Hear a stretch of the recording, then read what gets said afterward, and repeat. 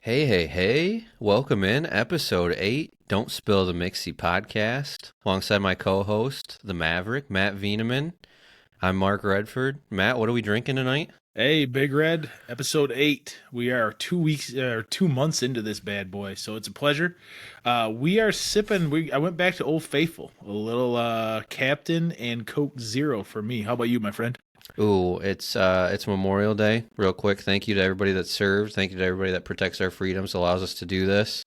Everybody that's paid the ultimate sacrifice for us. We joke around on this, but seriously, hmm there's a lot of people that are doing a lot of different things to take care of us that we don't even hear about or ever know about. So we appreciate you.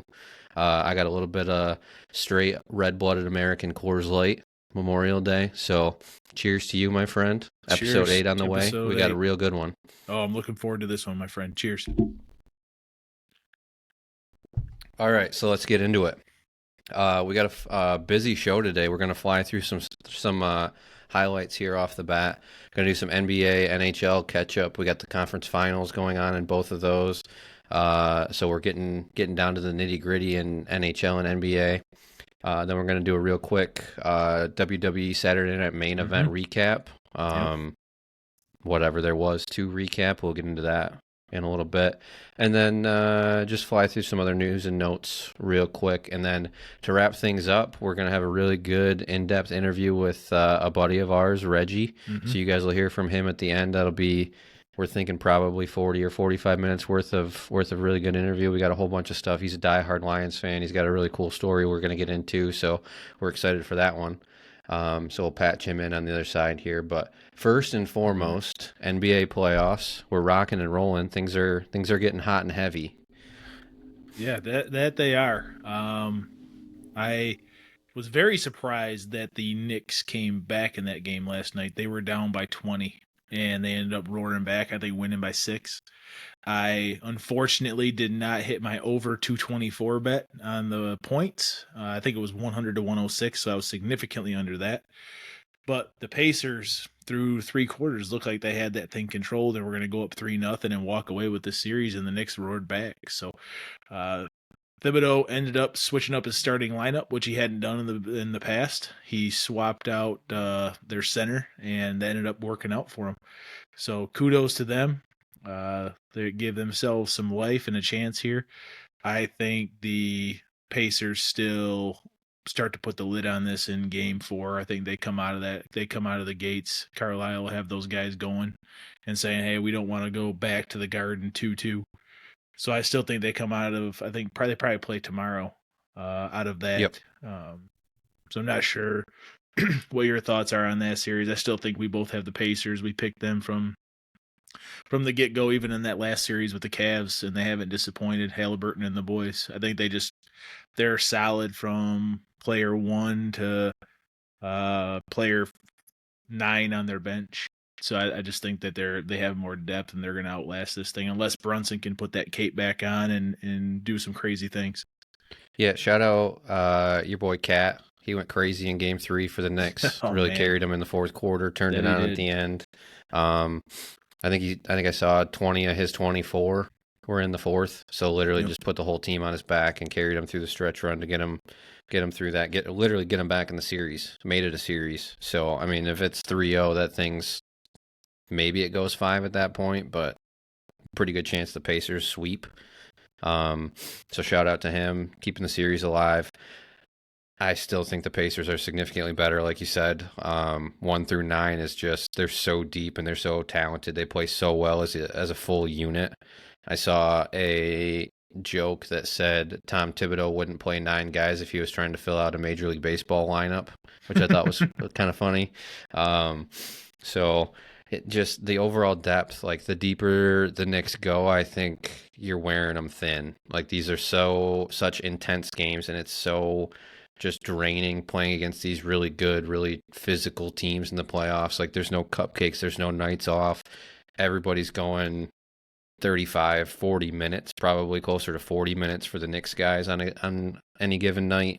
And it's just the wear and tear of that just completely grinds you down over these long playoff runs, and having basically 2 units to go to for the Pacers, I think just plays way into their advantage. So I think maybe the Knicks get one more. I might have. I don't remember what we said originally. I think I'm going Pacers in 6 now. I think Indiana holds serve in game 4, pushes it back to the Garden 3-1. I think the Knicks save themselves in game 5 back at the Garden, desperation. I think things level off at home a little bit because we haven't seen a home team win either. That's the other strange thing. Yeah. So I think the home team holds serve the next 3, and Indiana closes it out in 6. Yeah, yeah. I like that, but I think the Pacers are just gonna. I think once they win this next game, the wind is gonna be out of the sails for the Knicks, and I think their fans by halftime of uh game 5 are just gonna be down on them. So I think that they're gonna end up smoking that thing. And then TJ McConnell, shout out to him, man. I enjoy watching that guy play. When he gets on the court, he is a ball of energy, and he is just nonstop. His mid-range jumper is ugly, but man, is it effective. I really enjoy when he gets in the game. And then they have Obi Toppin on the bench coming off. Ben Shepherd comes in and hits that big three. Shout out to his stash. But I just It's a great stash. That's a great stash, especially after he was talking trash after making that 1-3 his only shot of the game. Kudos to him, 1-for-1 with a 3 and talking trash with the stash. So yeah, I think that pretty much puts a bow on that one. I think you have them in 6, and then I think I have them coming out in 5, winning these next 2 games, putting the hurt on them next game, and then coming out with that same fire, not wanting to let the Knicks in game 5.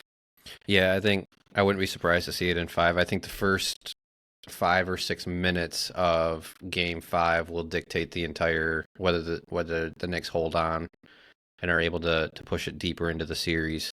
Because if all of a sudden Indiana comes out like a ball of fire, or even just kind of weathers the storm, I think the Knicks almost have to like put them away in the first 5 or 6 minutes. Which, if you've been watching any basketball or following this at all, Indiana is just not going to go away. So I think those first handful of minutes, if New York comes out and like body bags them and goes up 12, 14, something like that, goes on a really strong start, which is extremely hard to do, then I think they can push this. We'll see. We'll see. Indiana's just the better team, though. I think we've seen that, and I think they kind of just fell asleep at the wheel in game 3. So, Yep, agreed. out west, this one's been kind of an interesting one to follow too. Some huge ebbs and flows because I think everybody kind of similarly to the Eastern Conference Finals, everybody thought OKC had this one in the bag after 2 games, and then Ant and crew from Minnesota came out and put an absolute hurting on Oklahoma City. And I think they ended up closing it out by 35? I forget what the final was. 143 to 101. Okay. Just absolutely like the game was never close. It was never in question. There was never anything up in the air about it. Just absolutely throttled them, and now it's like, okay, does this level set the whole series? Are the T-Wolves back in it, or is that just a complete mirage? Oklahoma City just couldn't hit the broadside of a barn type of thing. So we'll see. I think water will find its level a little bit, but I think these 2 teams are closer than what any of the first 3 games showed. I think it's going to start to tighten up a little bit now. Yeah, definitely. I unfortunately think OKC is going to still take this. I know I had predicted Minnesota to win. I'd like to still stick with that. I mean, go down with the ship, right? I'll still stick with Minnesota. I think if they do, it's going to go all 7. I don't know. I just think OKC has too much depth and too much firepower. Like we've talked about many times, I think depth in the playoffs. Everybody has a superstar player or 2, or sometimes they have 3, right? So you're always going to have those matchups. It's the depth and the role players, especially when you're playing at home. Those players tend to step their game up a little bit more. So you can kind of see that when those first 2 games at Oklahoma City, their bench players kind of stepped up and helped them get over the edge in those. And then the same thing with Minnesota in that last game at home. Their role players stepped up. Ant obviously had 30, Randall had 24, and then the rest of the starters were 10, 7, 6. The bench players were 11, 7, 6, 12, 15, 4. You can just tell from their entire bench just had it going on. So yeah, I I'll go down with the ship. I'll still say Minnesota in 7. I'll adjust my prediction a little bit. It's going to be a massive uphill battle for them.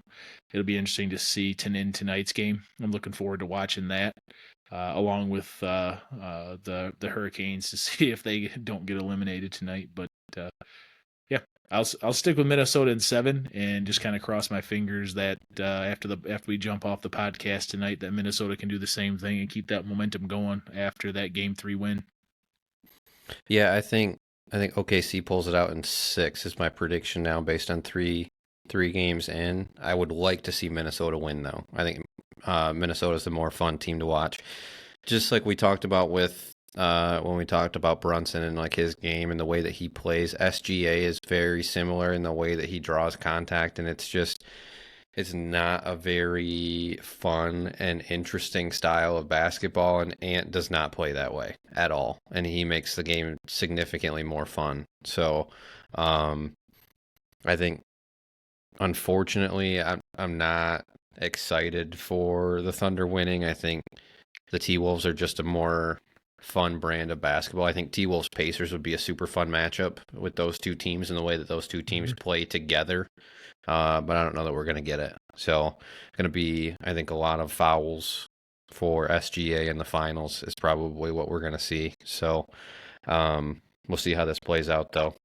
If Minnesota takes Game 4 tonight, it's game on. You're 2-2 heading back to OKC for Game 5, and all bets are off. It's a 3-game series, like they say at that point. So definitely, they're going to have to keep that momentum going if they want to get that win in Oklahoma City. They're eventually, obviously, going to have to get one. So yep. It starts with tonight, and then they have to get that next one in 2 or 3 days from now. Yep. We'll pivot here real quick. We'll talk some puck. We're a hockey podcast after all. The conference finals are going on with the Stanley Cup as well. We'll start out West this time. We'll give the West some love because it's the more interesting of the two series. Still not as entertaining, I think, is what people are hoping for. Edmonton leads Dallas 2-1 in the series overall. Edmonton roared in Game 3 after going down 1-0. They ended up winning 6-1 and just went on an absolute tear. So if Edmonton pulls that out, I'm not going to be surprised at all because I think they have the two best overall players on the ice in that series. Dallas, I think, might be the better cohesive unit, but the top tier talent of Draisaitl and McDavid is just outrageous. So when you're talking about the two best players being that much better than everybody else on the other team, it makes a difference. It's a huge difference. Definitely. Don't forget about Nugent Hopkins either. That name always sticks out in my whenever I'm watching the game. So it was nice to see Dallas get stomped 6-1 last night. Especially I got a little nervous because I think we both had the Oilers with this one. I think you had called that it's going to be a lot closer than what I originally had thought, just based on how the Stars were playing and how Mikko was playing. So I didn't think that they even had a shot. But then when they came out, and I believe it was the Stars were down like 2 or 3-0, and they came back to win 4-3 in that first game, just on some crazy plays. So that was a great game to watch. Unfortunately, the Stars won, but then the Oilers came back and won that second one, and now they won the third one. So I believe that next game is tomorrow night. So I'll be watching that game tomorrow night. We'll kind of talk about that next week on episode 9, see how that goes. So I think the Oilers are going to come out. I think just like with basketball, I don't think any of these teams, when they have home ice, that they want to give it up. Obviously, these ones, when you're up 2-1 and you have a chance to almost put a lid on it, and you can go back to Dallas up 3-1, knowing you have 3 games to get 1 win. I mean, it could set up for a letdown at that point, but that's got to be such a motivating factor to get that third win, especially on home ice, that it would be wild if they ended up dropping that game. So like you said, it would be nice to see the Oilers win. I think everybody's kind of rooting for it. But to a point you made on an earlier podcast, it's just interesting because a lot of those great players on that team, when you're on the East Coast, and depending on what time you got to get to work and what time you got to get to bed and that kind of stuff, if you're not able to stay up and watch those 9:30, 10:30 games. You don't get to see these guys a lot, so it is nice that some of these games are now on at 8 o'clock, sometimes 7 o'clock, and on the weekends they're during the day, which are kind of nice. So you can actually sit down and spend time and dedicate some time after the kids go to bed or whatever to sit down and watch it and just witness some of that great play that you've been talking about and referencing.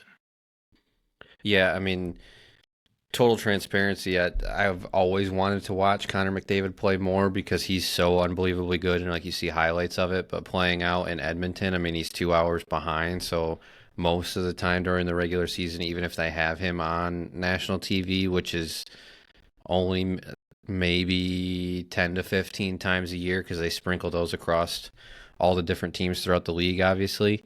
Um, and when he is, I would say 95% of those times it's 10 o'clock or later. And regardless of whether that's a weekend game or a weeknight game, like 10 o'clock is just, for a team that I don't really have any normal stock in, I'm just not going to stay up that late to watch a game. Like, and I won't even commit to starting to watch it because then it sinks its teeth in me, and then I'm like, oh crap, now I got to stay up until 12:30 to watch the finish because I want to see how it ends. Oh, So, especially if it's a tight game, if it's 0-0, 1-0, 2-1. yep, I mean, even these games are crazy. Like there's teams like I said. I think that first Dallas Edmonton game, the Oilers were up 2 or 3 to nothing, and Dallas came back in the third period and scored 3 or 4 straight and ended up winning it. yep. It was crazy. So you don't even know at that point, with the way hockey is now, um, how those tides can turn that quick, even with a couple goal lead. Yep. Yep.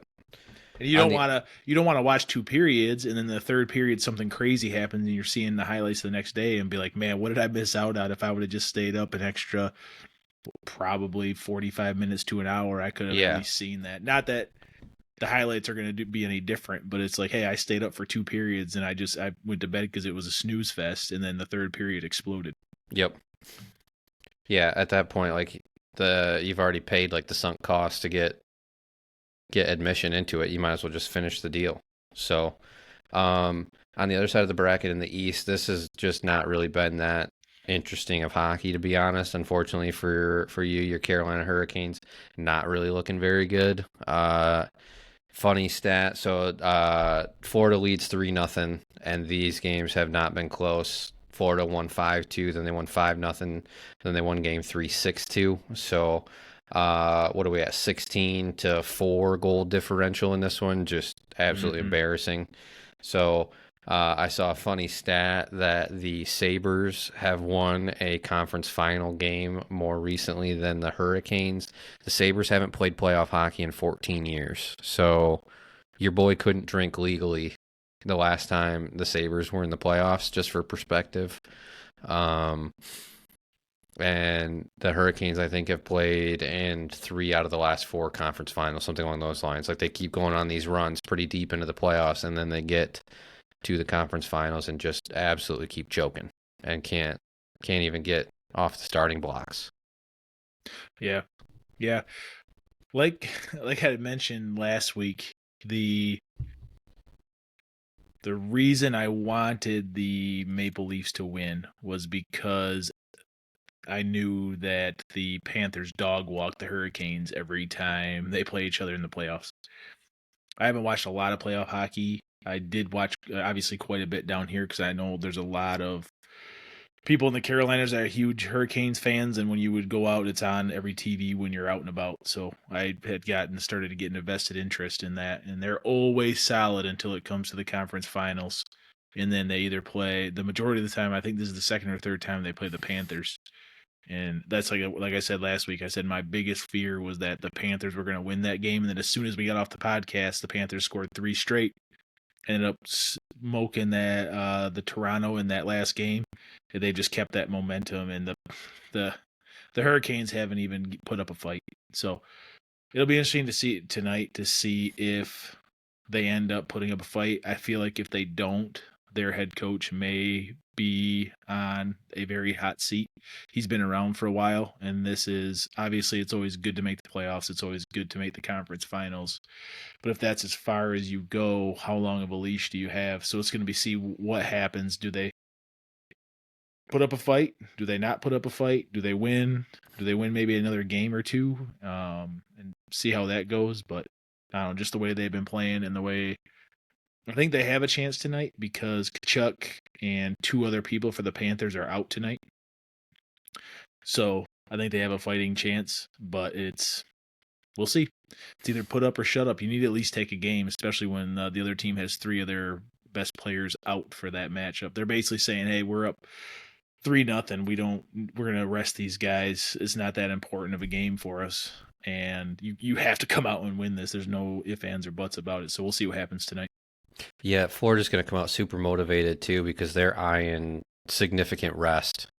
Like they'll be pulling for a back and forth 7-game series on the other side. Anytime you can get rest in hockey this deep into the season, if you can get 5 or 6 days off, holy moly. Like that can revitalize the whole playoff run. So unfortunately for Carolina, even though Florida's going to be shorthanded tonight, they are absolutely going to get Florida's best shot because Florida wants to close this out and be done with it, move on to the Stanley Cup Finals, and then have probably at least the better part of a week off, if not more, to get fresh legs under them, get Kachuk back, like you said. So we'll see. Wouldn't be surprised if Sam Bennett comes out and has a massive game for Florida. He's super clutch, been there a long time.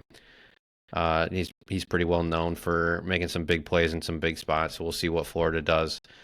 But maybe Carolina squeaks out one game. They got to figure out a way to keep it more low scoring. Like they're obviously not going to be able to match these high scoring affairs, and like that's just not winning hockey in general. You gotta play some defense. You got to get somebody playing between the pipes and figure out a way to reel in this Florida offense a little bit so that you can give yourself a chance to win it 3-2, something like that. So get it into a bit of a muck fest and try to just brawl it up a little bit and see what happens. So slow them down. They got to figure out a way to get the puck by Bobrovsky, the old bobber. Yep. He is playing much better than the Hurricanes goaltender, which isn't surprising. I don't know why Bobrovsky's always got a bad rep down in Miami, but yeah, we'll see. I know the Hurricanes heading into it, their goalie was on a lot of people's radar. They said that, you know what, they're not even gonna make it past New Jersey because their goalie isn't. He's either 0 or 100, right? He's stopping everything or he can't stop anything. So he's in that 0 mode right now. So we'll see if he can kick it into the 100 and try to carry him through. It's not looking good though. Yep. Yeah, it's definitely been the ladder of the all or nothing here. Yep. So, all right, and then you and I were both watching this 2 nights ago now. It'll be 3 nights ago when everybody's listening to this. Saturday night's main event for WWE. I think this is the first time they've done this in a decent while. This isn't a super regular thing that they're doing. I think it's going to be more regular on NBC going forward, though. Did I understand that correctly? They're going to do this probably, it sounds like, maybe 4 or 5 times a year going forward. Yeah. Yep. Yeah, it's like we were talking about before we got on. It seemed like it was a little bit slightly more of an elaborate Monday Night Raw. So I get the people there probably had a great time, but if I was them, I'd want some of my money back. I'm like, this is basically a bunch of spoof matches for the most part that just set up stuff for either Monday Night Raw or mainly for Money in the Bank. So we'll see where this ends up going. I'm still going to watch Monday Night Raw either tonight or later this week and just watch the recording. So, yeah, pretty blah for the most part. There was some interesting stuff that happened in there. We can kind of breeze through the matches if you want and just give everybody a quick recap. And then, yeah, it should be good. Yeah, we'll go real quick, way quicker than we normally do. Because like you said, this was really pretty vanilla. It felt like almost filler stuff. Like they're just building out storylines for something bigger, and this just wasn't anything bigger, really. So CM Punk and Sami Zayn defeated Seth Rollins. Seth Rollins and Braun Breaker defeated CM Punk and Sami Zayn. I flipped that one around, sorry. And I did watch it, which is funny. So this one, I would give this probably second best bout of the night, to be honest. Finish wasn't very good, though. There ended up like it ended up finishing with a weird tandem of what, 4 people with Rollins, Breaker, Bronson Reed came back. Bronson Reed. Yep. Yeah, that's what we were talking about before too. Is we knew there were rumors that they were going to add a 4th to the stable, so it was going to be Heyman, Rollins, Breaker, and Yep. then I guess it makes sense because Rollins and Breaker had a bunch of beef heading into that based on Bronson Reed giving him the Hurricane and giving him the Super Frog Splash and knocking him out. So there was some head to head there, a little bit of drama after that. But then when they shook hands and it's like, meh. That stable's kind of meh. We'll see how long it goes. I do like Rollins. I don't like Rollins as much as a heel. He does a good job of it, but we'll see where this ends up going. I think the 3 of them would have been just fine, but we'll see what happens with having Bronson Reed. It's like they already had the muscle with Bronson or with Breaker. Now they're adding more. Normally they add. The rumor was they were going to add Bailey or a female to it, so similar to Judgment Day. But obviously that didn't happen. But that could still happen down the line. But I would agree with you. It's probably the second best match on that card. The more I watch Braun Breaker, the more I like him too. Like, he's a big dude with a whole bunch of energy. Finished with the super spear, which was absolute dynamite. Like, absolutely, like his super spear at the end was totally legit. I thought that was a sweet finish. Oh yeah. The whole Bronson Reed coming in and taking out CM Punk was just, that was a bunch of nothing. Like, I don't know, didn't do anything for me, didn't move the needle. So Nope. We'll see how they spin that storyline. I don't think there's a whole lot there, and it doesn't seem like there's a lot of storyline to unravel. But we'll see what Triple H has up his sleeve there.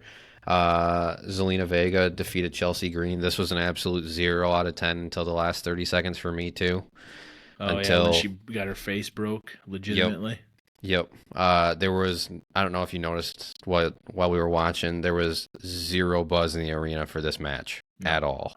No, and I shook my head. I didn't realize, because I think they're on SmackDown, but the Secret Hervis with Piper Niven and I don't know who the other lady was. They come out and I'm like, point proven. You don't know who it is. Like, yeah, it's like, what are the writers trying to do? Maybe they're trying to. Yeah, we'll see what ends up happening with that. But I just shook my head, and I kind of knew that Selena was going to win that anyways.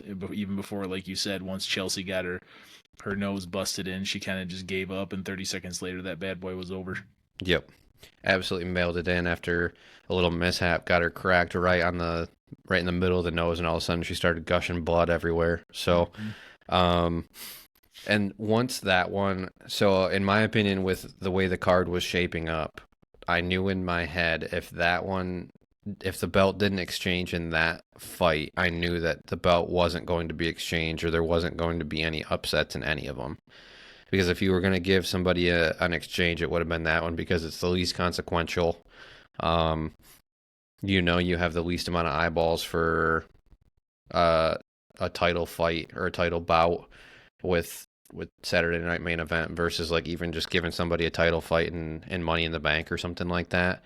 So once that happens, you knew it was going to be just stock across the board. Nothing crazy was going to happen. Next one up, John Cena defeated R-Truth. This one was just comically bad. This fight never even got going.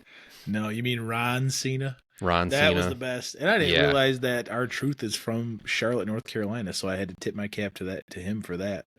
But yeah, the whole part when he got attacked right away, and then Cena kind of picked up his earrings and threw his earrings back at him, and then I don't even think R-Truth got a punch or anything in this. Oh no, he did, because he ended up doing the 5-knuckle shuffle. He ended up getting that whole thing off on him, but after that, it was over. He had like 6.5 seconds of actual moves, and then it was done. Yep. And then they came out, and Cena grabbed the belt, and they were going to try to play it off as he's turning back good, and because he didn't hit him with the belt.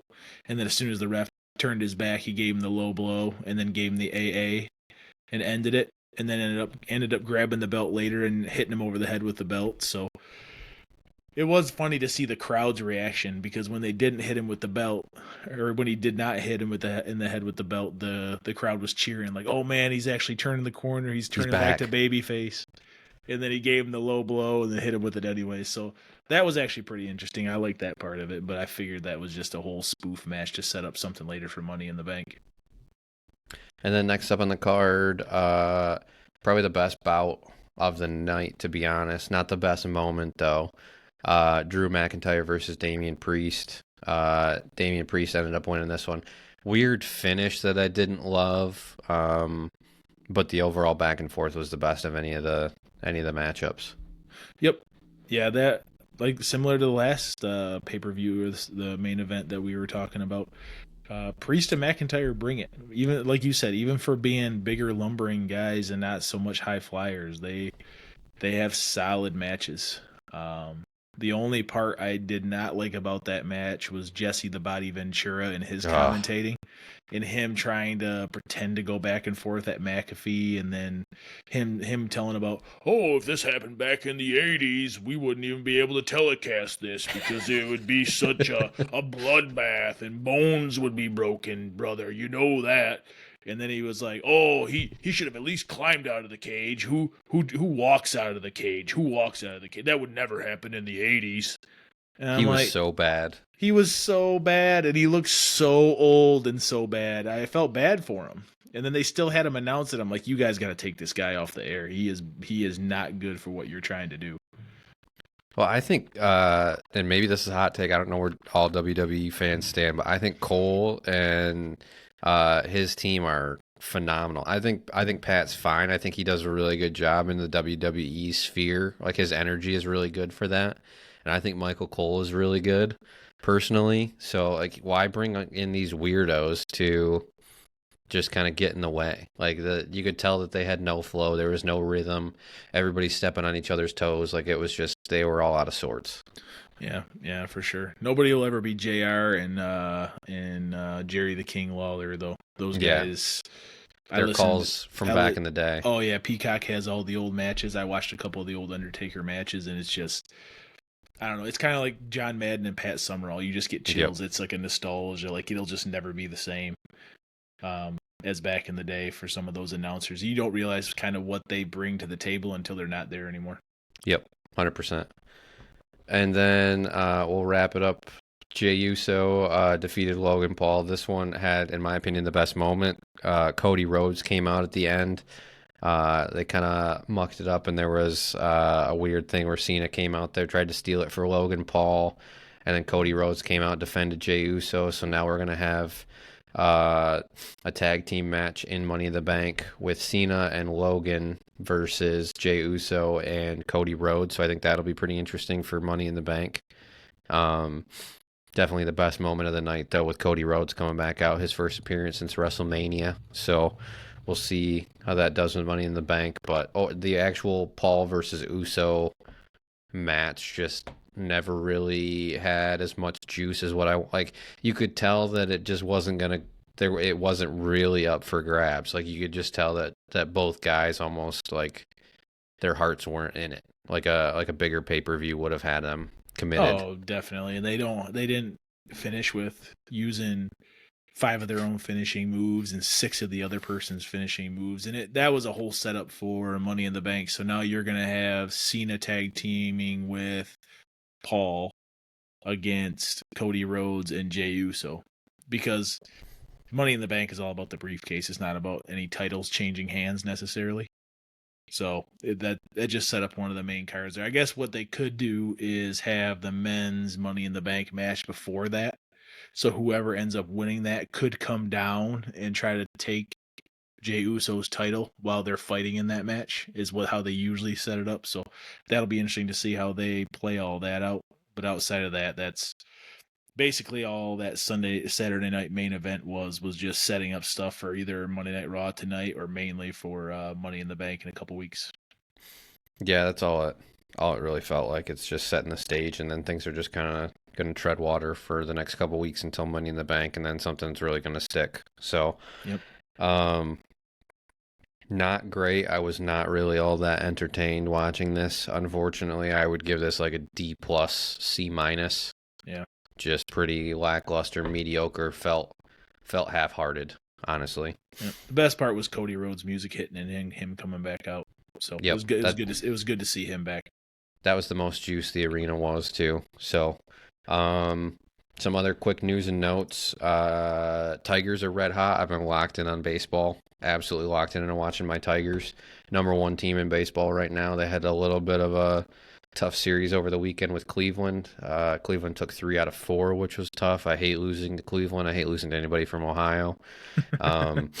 Just very unfortunate. But Tigers are still in first place. They won today against the Giants. So first place in the division, first place overall in baseball, right? I think a game in front of your Phillies. So Yep. we'll see how that plays. That'll be a fun back and forth. That would be an absolutely wild World Series. I would love to see that, but we're a long, long way from that. So, Definitely, yeah. And then the other thing I called out to you before we jumped on, our man Joey Chestnut, apparently today on Memorial Day broke his own popcorn eating record. He consumed 42 24-ounce servings of popcorn in 8 minutes. It's absurd. Oh, geez. Absolutely absurd. Good for him. He got the shaft when the Nathan's hot dog kicked him out because he signed a deal with some vegan hot dogs a couple years ago. Because it was always him and then one of the guys from Japan that were always Kobayashi. Yeah, Kobayashi. Going head to head. That sounds like I've always thought that they should make a Japanese branded hot dog. I don't know what a Japanese hot dog would even entail, but just call them Kobayashis. Yeah, maybe like that just sounds like a beef. Japanese hot dog. Yeah, that'd be amazing. So, 42 24-ounce servings. It broke his own previous record of 28.5, so he absolutely shattered it. That's just a wild amount of popcorn. And I don't know, I feel like popcorn's almost different. Like, he almost like swallows the hot dogs whole, where popcorn I feel like could really get stuck in your throat. Like we've all had that where popcorn kind of scratches you on the way down a little bit. Oh yeah. So this might be a little bit more impressive, like just with the overall stickiness factor of popcorn. I'm sure he's gulping down water at the same time too. Oh yeah, and not to mention, and not to get too out there, but it can't be that comfortable coming out the other end with all those kernels either. No, absolutely not. You think about scratching on the way down, it's gonna go. Yeah, especially if you're not hardly chewing it. Because yeah, those babies ain't gonna digest very well. No, his whole digestive system's got to be a mess after these eating contests. But so those are kind of our news and notes. Up next, we're gonna kick it to ourselves. We're gonna fast forward here, and we're gonna plug in our buddy Reggie McColgan. I think you guys will like this one. This will be a fun conversation we're gonna have. So we'll kick it to ourselves here, and then we'll wrap things up on the other end.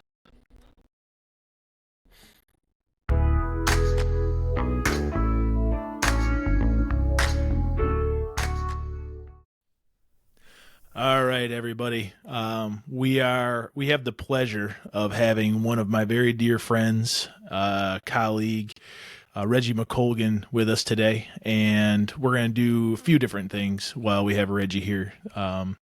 First off, want to figure out what Reggie's having on his mixie. So I have Captain and Coke Zero, and Big Red, I think you're sipping the Blue Mountains. Blue Mountains Coors Light over here. Reggie, what do we got in the cup?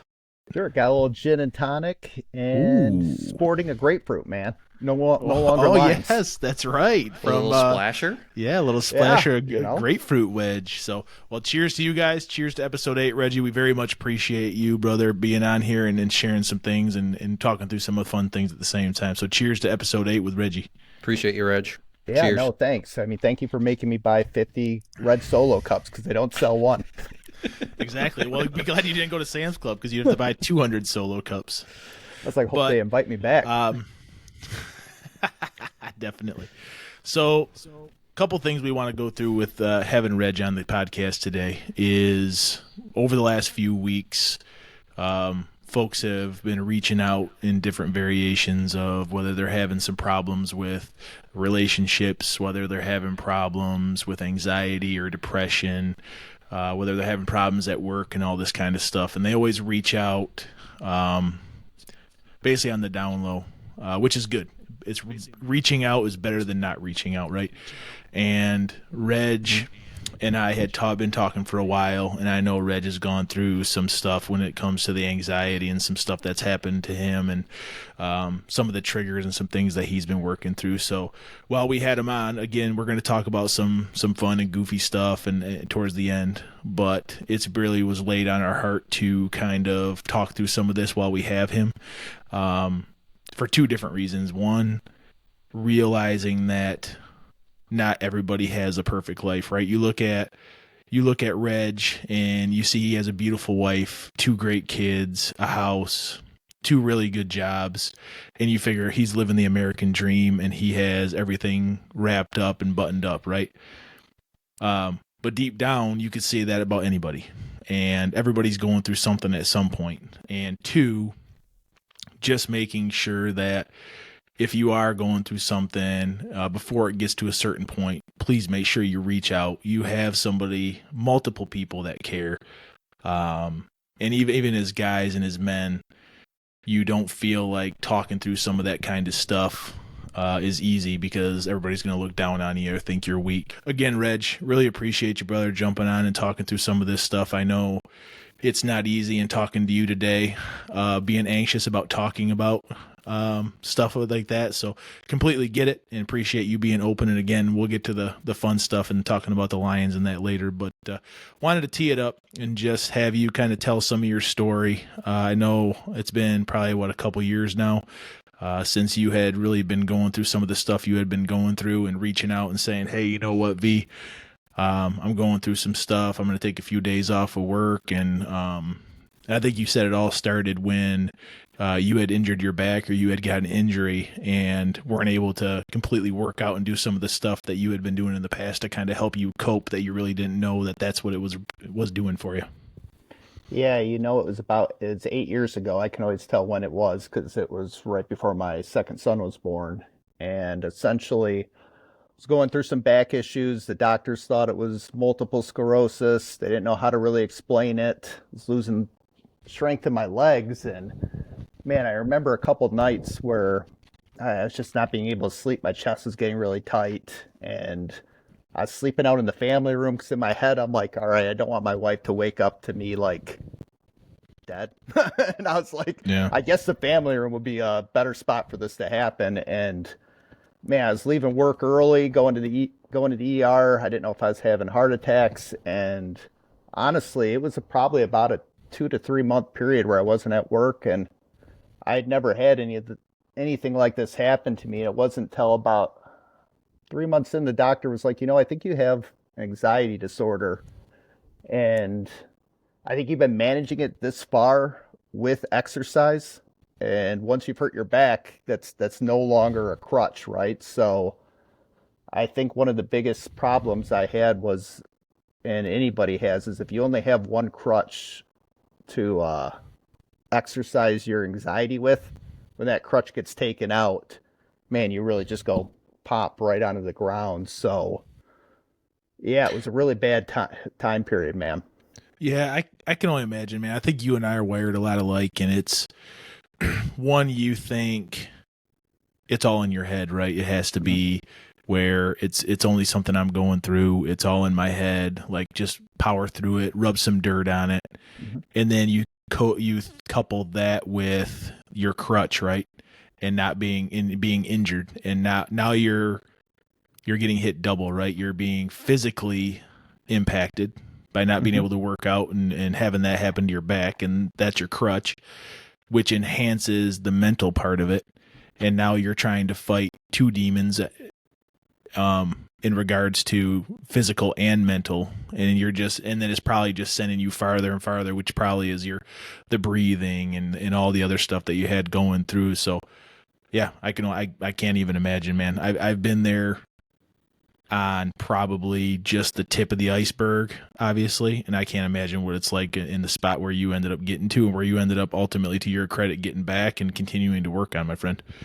Well, I think the big thing is it's a process, right? I mean, even today, it was, I told you, it was kind of funny. My wife said, man, you look really anxious. I said, well, Matt wants to talk about anxiety, which I'm very anxious to talk about. And it's kind of like, it's something that reminds me even today that you can improve and you build a process, but when you're dealing with anxiety, it's a lifetime management, right? It's not Mhm. like a Disney movie where you watch like the outcome, you overcome it, and then you live happily ever after. It's something that each day, it might not hit you each day, but it's why it's so important to have a process and have numerous things that you can rely on to get you through this because it's going to revisit, right?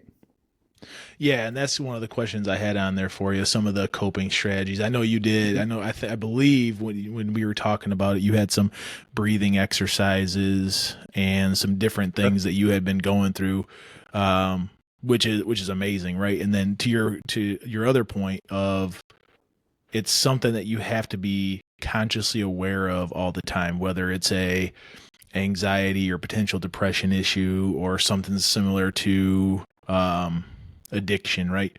It's Hmm. not something you think people, because they seem to have beat it, that it's not going to always be there. But then you have to realize there's other triggers and a bunch of other stuff that you have to be aware of. So just some of those things that you had come up with that kind of helped you work through it Sure. and being able to help coach other people through it as well at the same time. Well, the breathing exercises kind of started. My dad got me a book really early on. It's called Meditation for Fidgety Skeptics. Essentially, Dan Harris wrote the book, and he was a news anchor that had a panic attack on TV, right? And he was very skeptical of meditation like me. I'm like, I'm not just going to hum into a room. And it really kind of compared a lot of the things like prayers, meditation. Like meditation really isn't alleviating thoughts from your head. It's recognizing when your brain needs to calm down. Yeah. And so the breathing techniques kind of started there. But to be honest with you, um, it's a lot of factors that go in. And the biggest one I talk to people nowadays is your caffeine, your alcohol, and your water intake, right? When you have kind of like when you're prone to anxiety, it's remarkable how these factors can really alleviate or minimize based on how you're balancing those three things. Mhm. So there's periods of time where I'm like, dude, I can't have caffeine or alcohol for a few days. Like we'll reset the body and we'll go from there. But as far as breathing techniques, the problem that kind of arises from that is you have difficulty sleep and you need sleep, right? So how do you get to a calm mindset? So for me, it was a balancing act, man, because when you're going through it, you don't usually know what to do. So you're just trying anything and everything to get to a calm spot. Yeah. So those were a lot of things I tried early on was, do I take baths? Do I meditate? Do I sit in a calm space? And luckily enough, my back healed. So exercise is still a prevalent one, but it just can't be my only one. Yeah. So, this is my like first time Mhm. having any exposure to your story. So I appreciate one that you're willing to share it. That being able, as a guy, I know you can speak to this too. Like talking about our weaknesses is never an easy thing, and like opening Mhm. up about that is never comfortable. So I appreciate that. Um, Back at the beginning, you're going through these tests. What Mhm. was the time frame of things like playing out? And it's weird that you like mentioned this time frame because you were at GFS. We'll give them a quick shout out. Mhm. You were at our current employer when all of this was happening. I knew you at the time. I didn't know any of this was happening at the Mhm. time, even though we were like for an extended period of time. You and I sat probably less than 100 feet from each other in the office, Yeah. separated by a wall, but within walking distance. And you and I always like we've known each other for a long time, Mhm. worked together. We've been casual friends. You're very much way closer with Matt than you are with me, but like you and I have been friends in the office for a Absolutely. long period of time. I didn't know any of this, so this is insane to me. But Well, it's what was that embarrassing, period? right? Yeah. Um, what was that period of time like when things first started to happen, and then like you're going through tests and the doctors are kind of more or less unable to identify exactly what's going on? Like what was that? Are we talking like Sure. 3 weeks? Are we talking like 6 months? So it basically started in October because I remember like I was doing one of my last few mows and I'm like, man, I have to go into the doctors. And to be honest with you, it was about a month before I realized it was anxiety. And I'm having a son in April, so I'm kind of like, dude, I have to do everything I can to kind of get Mhm. back into the game because my life's about to radically change. Um, So I actually stayed home for about 3 months from work. I Yeah. work from home. And I can always recall because Matt actually played an unseemingly pivotal moment for me to get back in the office. He came and visited me and he's like, do you want a sub? And at that point I had lost 40 pounds. Like I couldn't even eat. And I was like, yeah, you can bring me a sub. And classic Matt comes to talk about see what's happening to me, which he ended up talking about himself the whole time. But on And a quick shout out: the sub I brought you was from Boardwalk Subs, which There's we only invented one. an All Triple podcast. There's only one. Definitely. there's only one. But man, you know what? It sounds like I'm bashing it, but if anyone knows me, I coach, I mentor, and man, I'm listening to his story and I'm talking to him, and all of a sudden I realize my sub's gone. And man, me talking to him and trying to help him, it like gave me a purpose, right? It was like, all right, my friend's going through something at the time that was divorce, right? Yeah. And it was like, I was needed for something. And it actually, getting those dopamine hits of trying to help people, I always say the Lord built us a special way. It was when we do good, we feel good. When we do bad, we feel bad. Yep. And I was like, man, that really lowered my anxiety for those moments of listening to him. And it actually got me eating. So shortly after, I went back to the office and I'm like, all right, me and Matt were meeting downstairs and I started going talking to other people about their anxiety. 'Cause the one thing is when you go first, you start realizing other people are there. They're just not as ready to talk about it. And it started changing my mind saying like, all right, it's not, I've always prided myself on being really strong or willpower over everything. And it's like, this is its own fight. It's not about just staying like off to the side and being embarrassed. It's like if I can like drive a wedge forward, it's like, each person that hears it could be like, dude, I'm facing the same thing and I do this. And it's like, well, man, I didn't even think of that. Like, I'll try that too. Right. So it becomes a community. The more you kind of talk about it, it's just tough going first. Cause like I said, it's like, I used to be a police officer. I'm like, why am I having a stress attack being a GFS supply chain logistics? I'm not even in the police force anymore. So why is this happening now? Yeah. So yeah. Yeah, and that leads me to, well, I'll ask that question a second. I'll swap these out. But and you mentioned the whole divorce thing, and it just goes through. It very much is not ideal going through it in the moment, right? Mm-hmm. But having you and having other people and Big Red and Kyle and the Snack King and those people to help you work through it. And then also to your point, one of my other questions I had sent you was, how has going through this allowed you to be a resource for other people and open the door for other people to feel comfortable to talk to you about it? Knowing, obviously, to your point, being the first one is never easy, but I think God puts you in positions to either make you or break you, and it's more to make you, and it's more to put you in a position to witness to other people and help them through, as much as it is to help you get stronger on the other end as well. Yeah, I'm really glad you brought up the biblical aspect of it. When the sad thing is for people that really dive into the word, right, is you see all the people that God uses in different ways. He refocuses their life, right? It's never like a, hey man, here's a sub, we're going to do some fun things, we're going to use you. You're broken down and repurposed.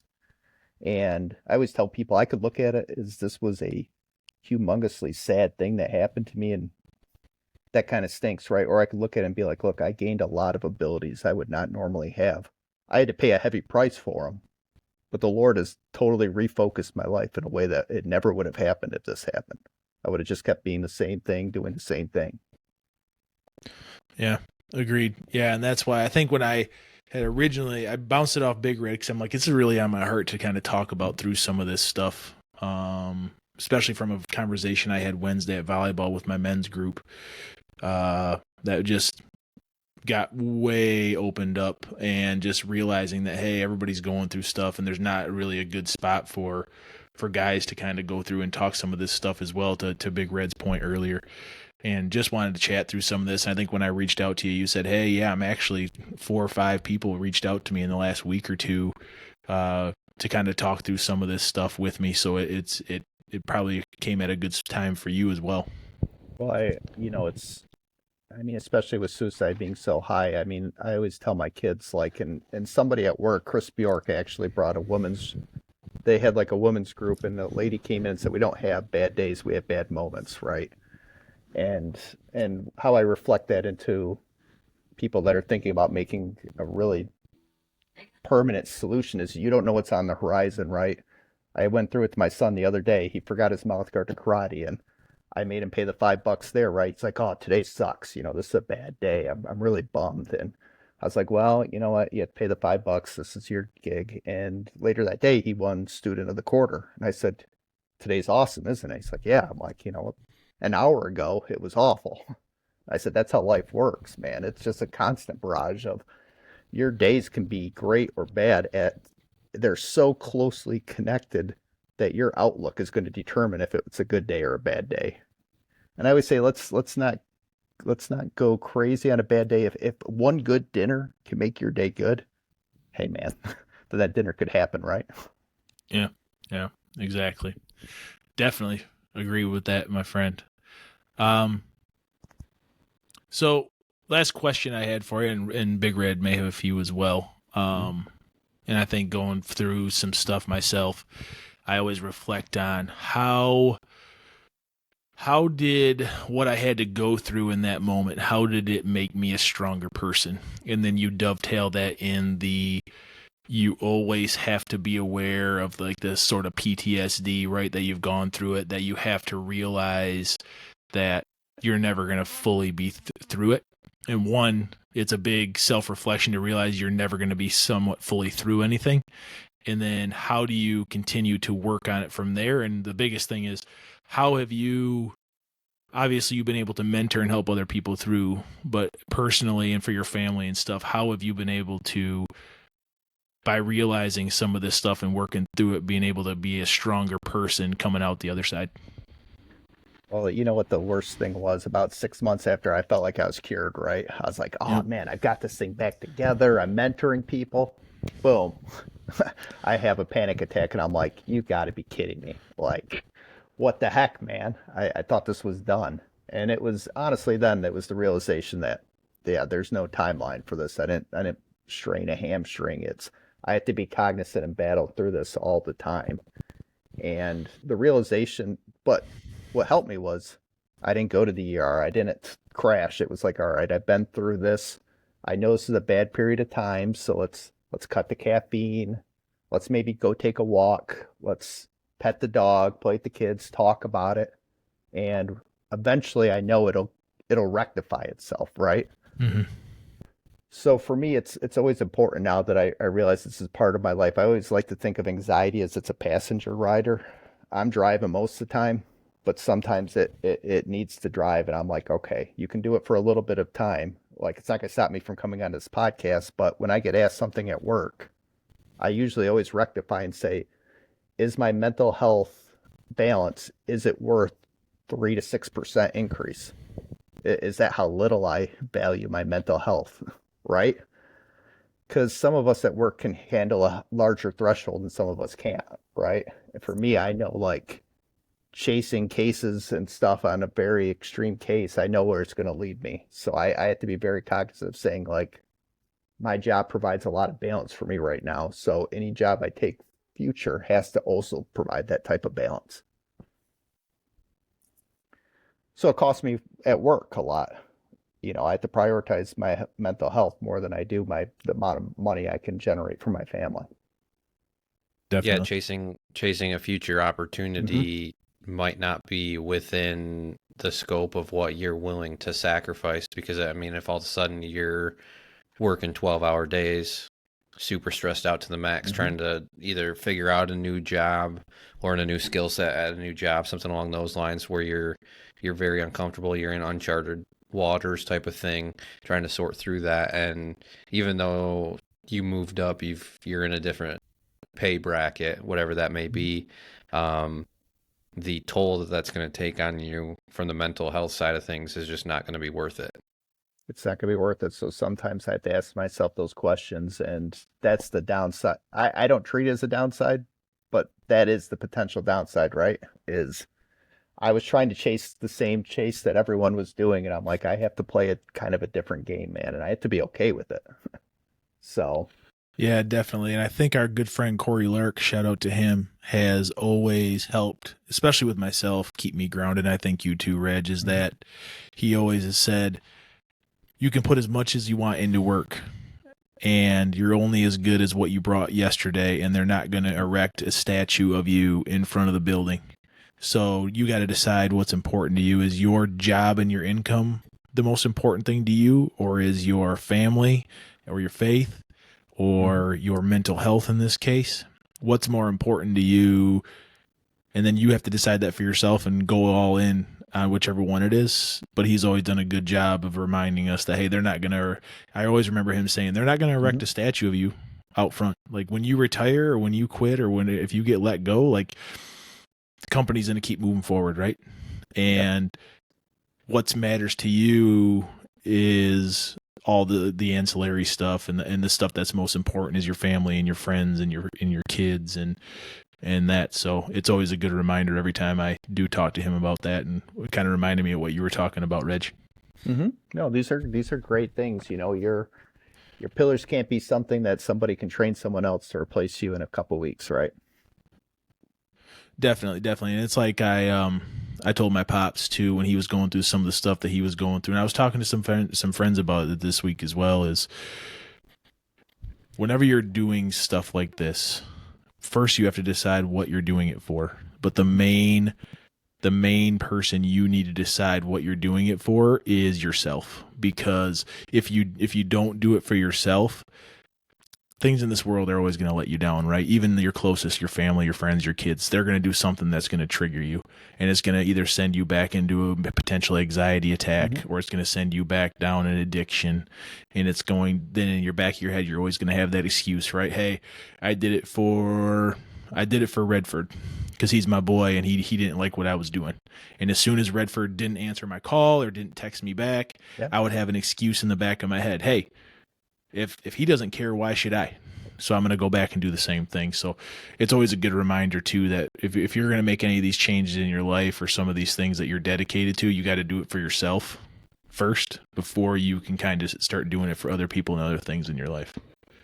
I mean, amen, brother. I mean, it's also just not fair to put on someone, right? No. One person can't encompass all the things you need, even your spouse and your best friends. Like, they're huge parts of it. And I would say, like, if you're going to start with one, at least let it be the Lord, because he doesn't change over time and they can't take him away from you, right? So the others are gifts from him. But yeah, to do it on one person, and I kind of failed that way in the beginning, saying I have to get good for my kids. Yeah. It's like, it's just at the end of the day, it's true, but it can't be your driving force. Yeah, and even for you, it's your child that was about to be born, right?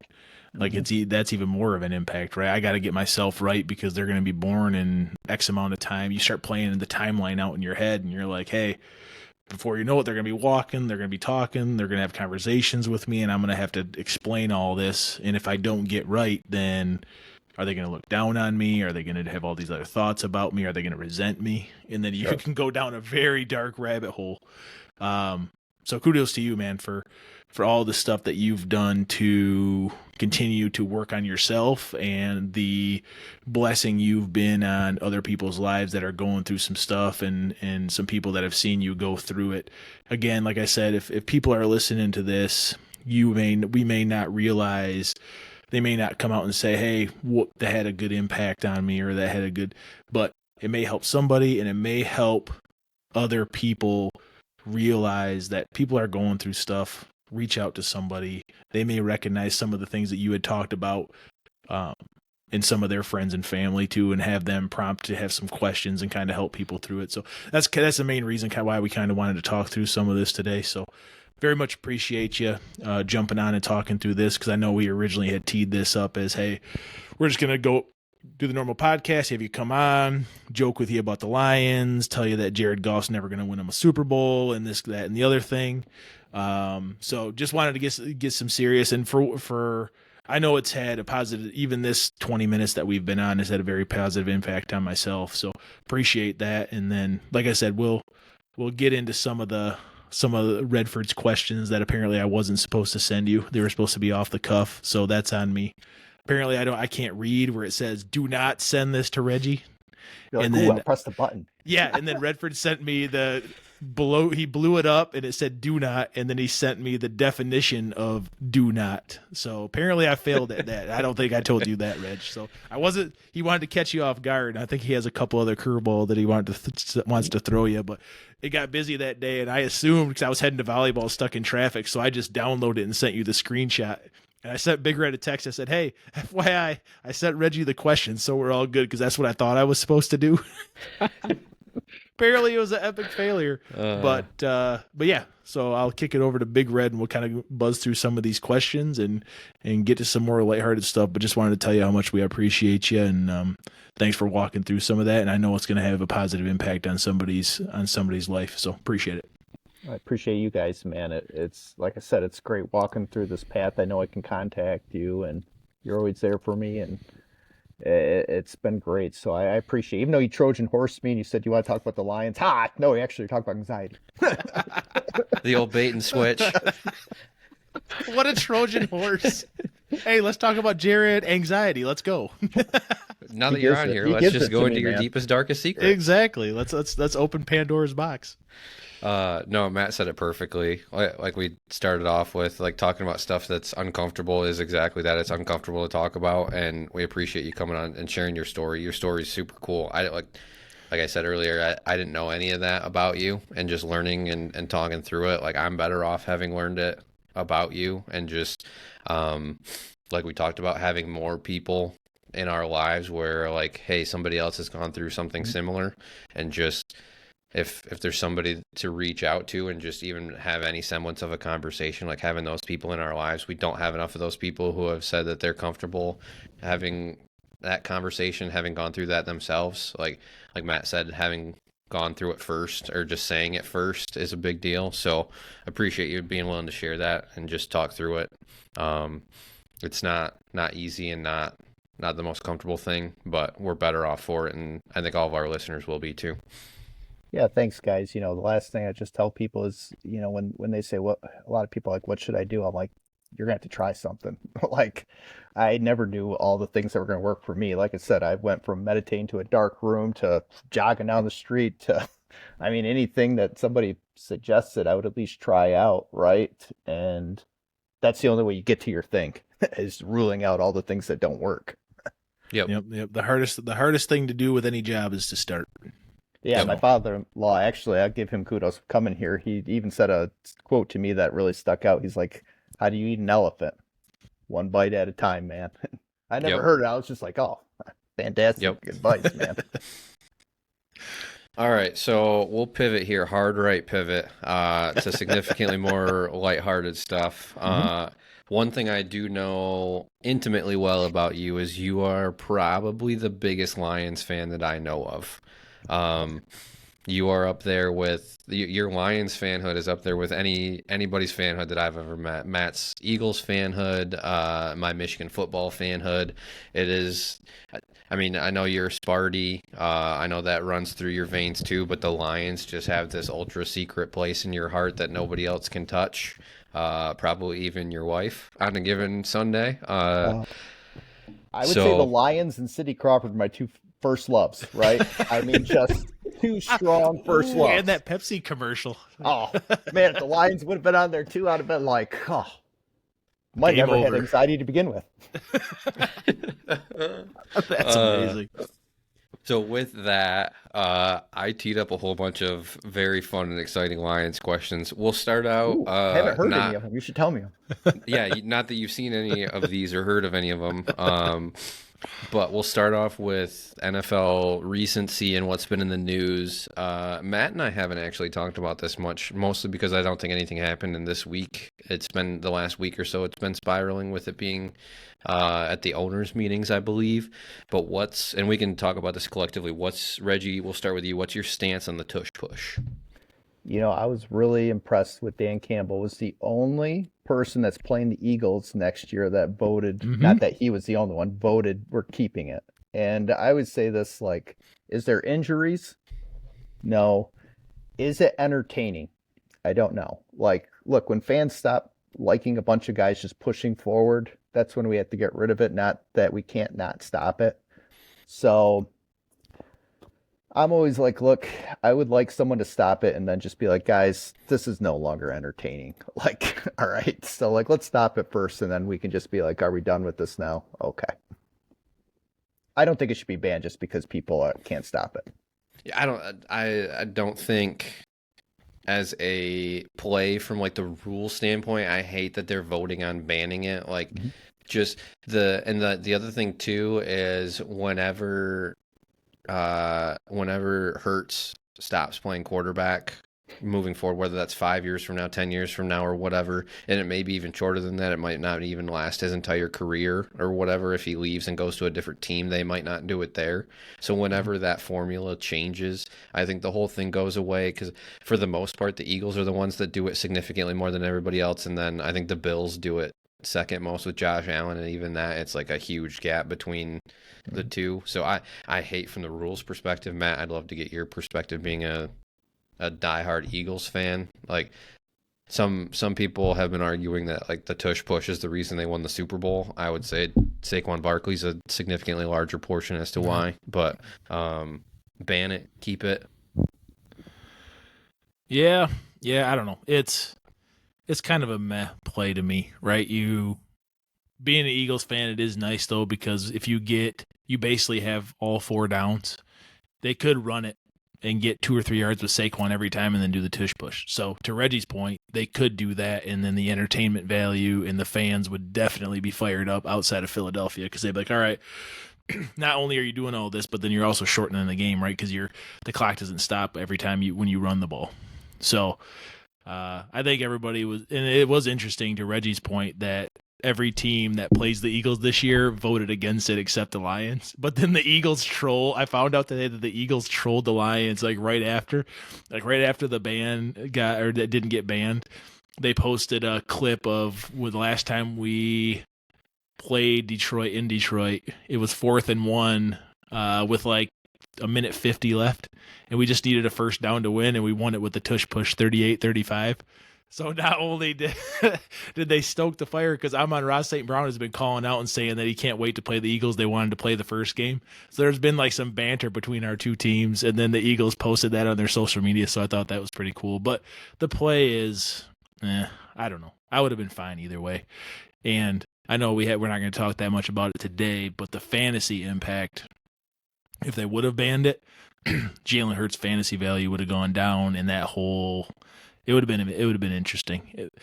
I think the Eagles would have been so bitter about it being banned, they would have found a loophole and been able to do something similar, just not necessarily push. Maybe well, you can still do QB sneak. That's the other thing. Like, they're not banning. I don't think they were voting on banning QB sneak at all. I think it's just somebody pushing them from behind, right? It's the rugby style.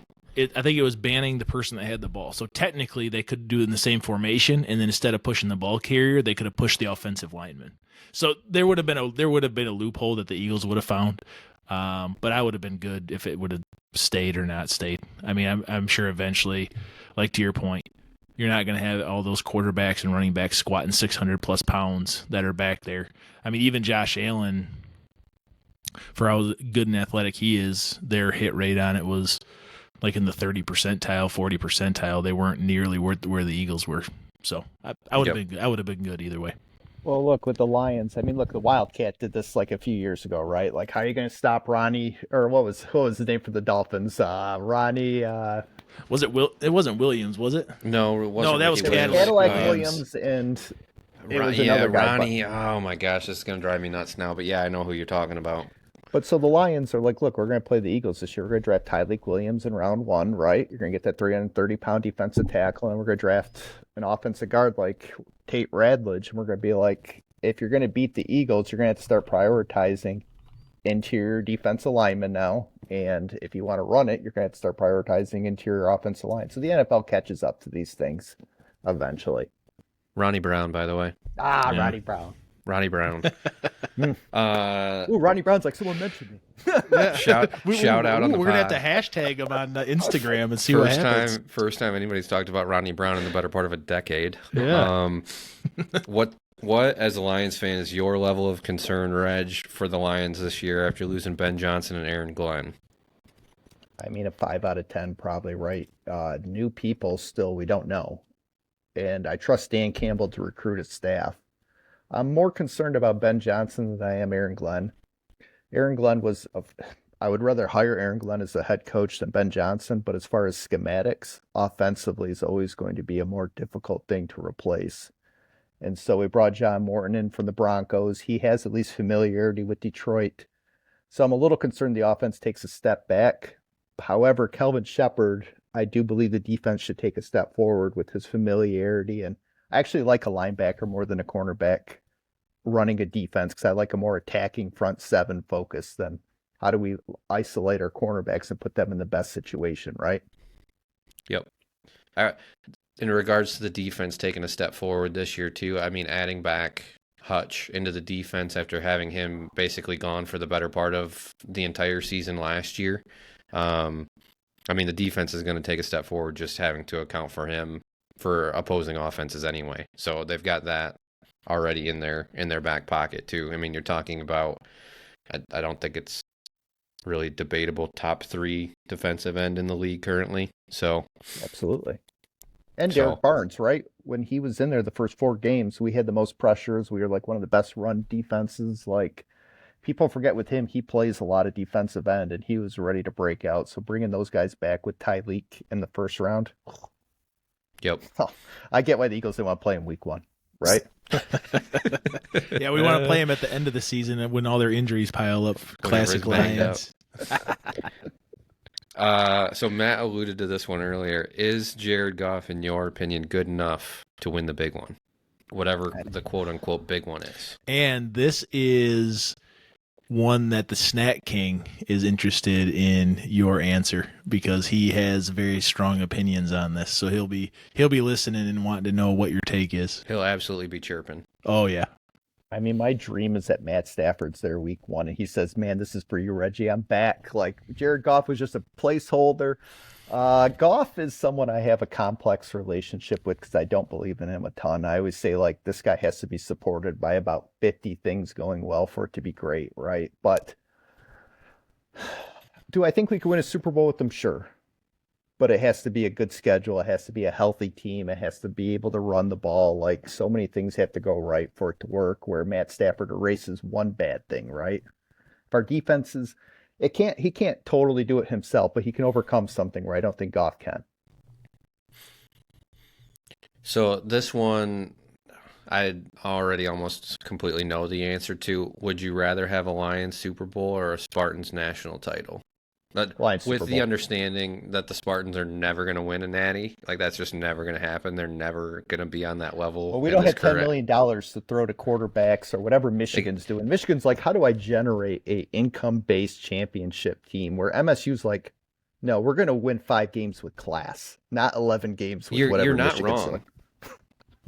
You're not wrong. The money piece of it is a massive piece of it that I just don't think MSU is going to be able to hold up to, whether it's Michigan, Ohio State, or any number of teams in the SEC. Like the football fund, whatever you want to call it, is just not going to be, because we're basically in an uncapped salary era where you can just buy a national title, right, wrong, or otherwise. And like MSU is not going to be able to foot the bill, in my opinion, to put a national championship level team out there, because that's what it's going to come down to.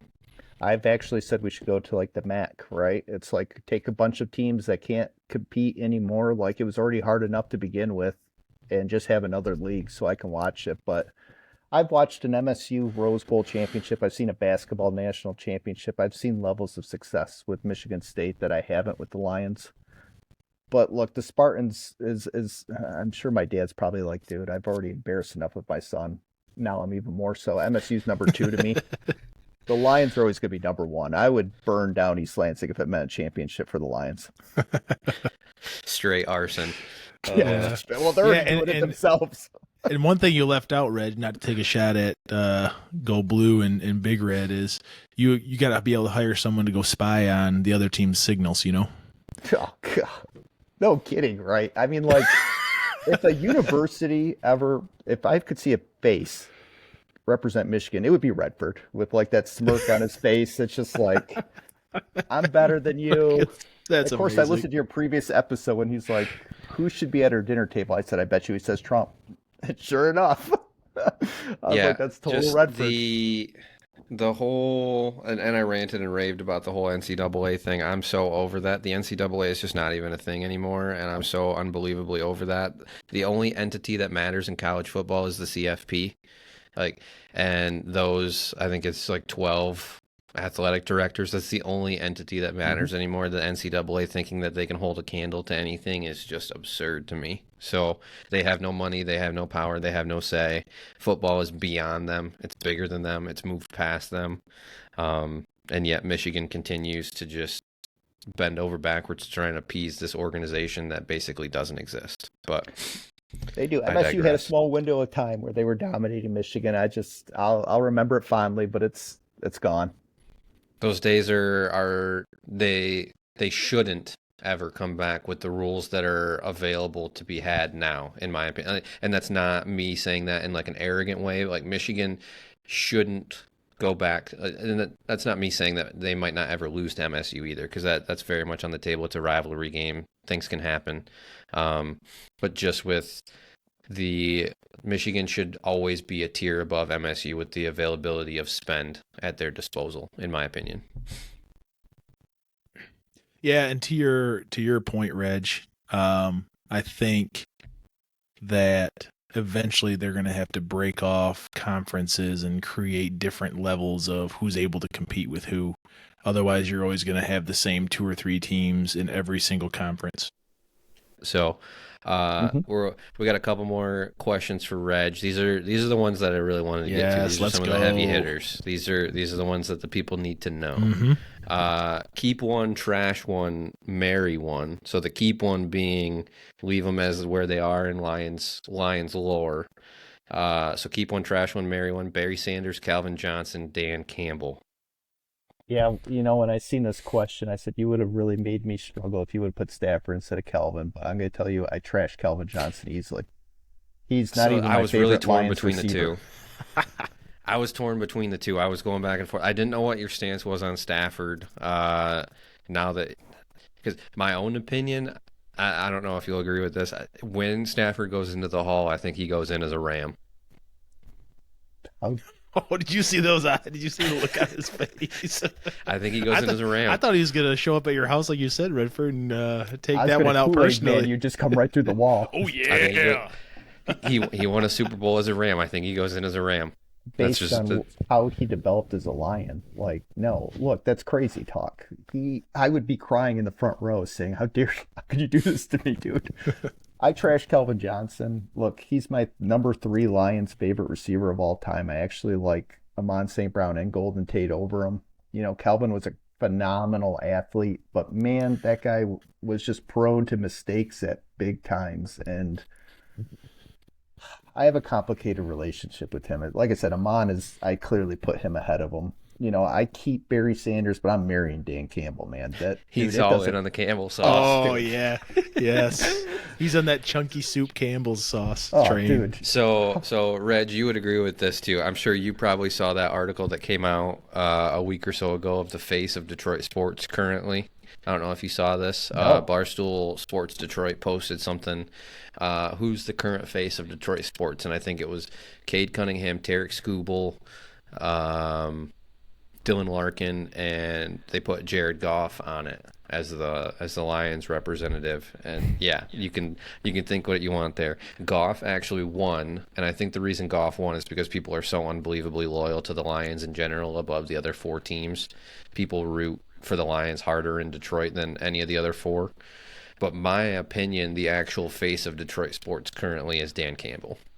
Easily Dan Campbell. Look, not only are we good, people love us. And without Dan Campbell, that does not happen. Not only is he encompasses all those on meathead things, but dude, listening to him talk, I'm like, I never listened to a post-game talk in my life. And I start clicking on it after games. I'm like, all right, what's he going to talk about? And Brad Holmes too. They're just so likable individuals when you hear him talk, where I'm like, I'm amped. So Dan Campbell is that would have been my guy at the dinner table. I'd been like, dude, come on in. I'm not even needed here, man. Like, what do you need? Like, I give you food. I don't even need to talk. The sound bites that he puts out are just outrageous. I love them. I love the sound bites. I love the clips. He's so easy to root for. He's such a likable Yeah, so dude, and like he he's pretty such much a, like you changed said, Detroit sports, right? he's such a football guy. He just lives and breathes and sleeps football constantly. It's the only thing he thinks about. Yep.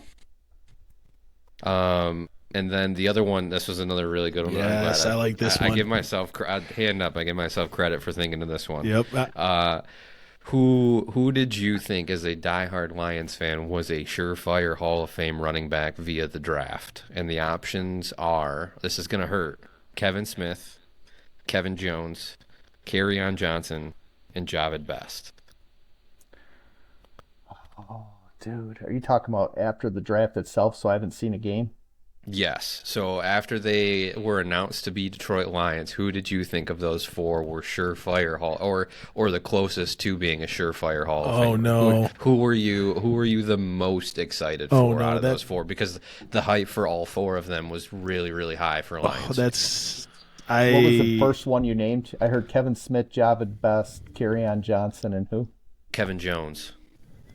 So Kevin Smith and Kevin Jones are going back a little ways. Yeah, I'm glad you didn't say Amir Abdullah, because that would have been number one for me, dude. But second would have been Kerryon Johnson. I was a humongous Kerryon fan. I'm like, dude, it's got the name. You've got the song "Carry On, My Wayward Son." I'm like, this guy, it's happening. So Reg, so I had a guess, and your clarification on post-draft or seeing him play. Who would you have guessed after you seen him play? Javid Best. Dang it. That was my guess. I told Redford before you got back on. I was like, it's got to be totally Javid Best. And then you asked that question. I'm like, he's not going to go Javid Best now. All right. Sorry about the pause. Javid Best, I'm like, it's happening. Super Bowls are happening. Like, forget everything that's ever happened. Barry Sanders. He was unbelievably good. Oh, that Bears game. I was like, I'm never going to forget this moment. Yeah. And I didn't, because it was the last time he was ever good. Yeah, those dang concussions did him in. Oh, dude, he was awesome. Lions fluky awesome. running backs were really kind of a thing for a while there, until Gibbs and Montgomery. Honestly, I mean, you could go through DeAndre Swift, Reggie Bush, just your namesake. Adrian Peterson donned a Lions uniform, if we want to go down there. Someone reminded me the other day he was a Lion. I'm like, no, he wasn't. Yes, he was. They had him when he was an absolute shell of himself. Jonathan Stewart. Oh, Jay Stu. Oh, man. Yeah, the list goes on. Oh, yeah, those are some throwbacks right there. Dude, when Reggie Bush came in there, I hit the gym. We'll wrap this one. Yep. Did I interrupt you? No, we'll finish with just this one here. How many Lions jerseys do you own? You are a jersey guy, because I've seen you wear a jersey before. I have Matt Stafford, and that is it. And I have a Drew Stanton. Drew Stanton. Those are the two. Stanton. Yeah. Oh, man. Stanton. Oh, yeah. Unbelievable. Dude, I still wear that Drew Stanton. He wears it all the time. Yeah. Drew Stanton is the college version of Matt Stafford. He's like, you know what? Michigan might be this humongous giant that pays billions of dollars, but I'm going to go out there and throw for 1,000 yards today. And man, I respected that. I'm shocked that you only have a Stafford, though. If current team, who would you get a jersey of? Dan Campbell. I would just get his Lion jersey. That is my number one want, is the Dan Campbell jersey. What is it, 89? Yes. The 89, the big tight end number. That's such a good tight end number too. Oh, dude, I would get that. But that's such a meathead tight end number too. Like you're gonna catch some balls as 89, but you're also just gonna be right in the middle of the trenches. All the time, you're gonna be blocking. Yeah, your primary focus is just to crack skulls. Yeah, you were getting no yak. And you were bite catching kneecaps. that ball and just collision. Down.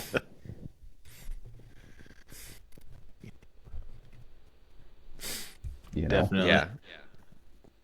Oh gosh, good stuff. All right. I think that finishes up my Lions questions.